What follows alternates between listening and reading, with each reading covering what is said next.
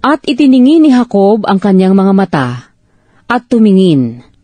At narito, si Esau ay dumarating, at kasama niya'y 400 tao. At kanyang binahagi ang mga bata kay Leah at kay Raquel, at sa 2 alilang babae. At inilagay niya ang mga alila na kasama ng kanilang mga anak, na pinakapanguna. At si Leah, nakasama ang kanyang mga anak na pinakapangalawa. At si Raquel at si Jose na pinakahuli. At siya naman ay lumagpas sa unahan nila, at yumukod sa lupa na makapito, hanggang sa nalapit sa kanyang kapatid. At tumakbo si Esau na sinalubong siya, at niyakap siya, at niyapos siya sa leeg, at hinagkan siya, at nag-iyakan. At itiningin ni Esau ang mga mata niya, at nakita ang mga babae at ang mga bata, at sinabi, "Sino-sino itong mga kasama mo?" At kanyang sinabi, "Ang mga anak na ipinagkaloob ng Diyos sa iyong lingkod." Nang magkagayoy, nagsilapit ang mga alilang babae, sila at ang kanilang mga anak, at nagsiyukod. At lumapit din si Leah at ang kanyang mga anak, at nagsiyukod.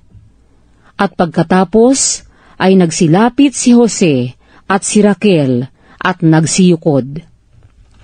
At kanyang sinabi, "Anong palagay mo sa buong karamihang ito na nasumpungan ko?"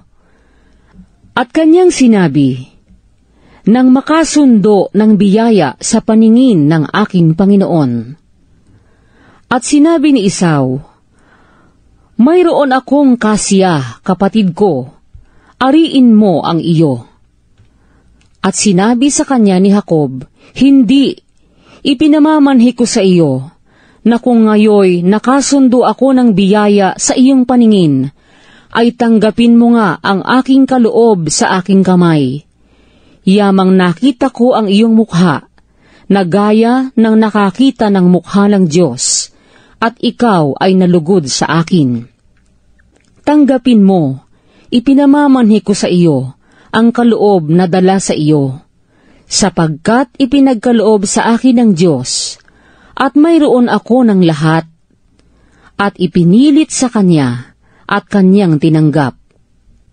At kanyang sinabi, "Yumaon tayo, at tayo'y lumakad, at ako'y mangunguna sa iyo." At sinabi niya sa kanya, "Nalalaman ng aking Panginoon na ang mga bata ay mahihina pa, at ang mga kawan at ang mga baka ay nagpapasuso. At kung ipagmadali sa isa lamang araw, ay mamamatay ang lahat ng kawan. Magpauna ang aking Panginoon sa kanyang lingkod, at ako'y mamamatnubay na dahan-dahan, ayon sa hakbang ng mga hayop na nasa aking unahan, at ng hakbang ng mga bata, hanggang sa makarating ako sa aking Panginoon sa Seir." At sinabi ni Esau, "Pahintulutan mong iwan ko sa iyo ang ilan sa mga taong kasama ko." At kanyang sinabi, "Ano pang dahil nito? Makasundo nawa ako ng biyaya sa paningin ng aking Panginoon." Gayon nagbalik si Esau ng araw ding yaon sa kanyang lakad sa Seir. At si Jacob ay naglakbay sa Sukot, at nagtayo ng isang bahay para sa kanya, at iginawa niya ng mga balag ang kanyang hayop, kaya tinawag ang pangalan ng dakong yaon na Sukot. At dumating si Jacob na payapa sa bayan ng Sikem, na nasa lupain ng Kanaan, nang siya'y manggaling sa Padan Aram.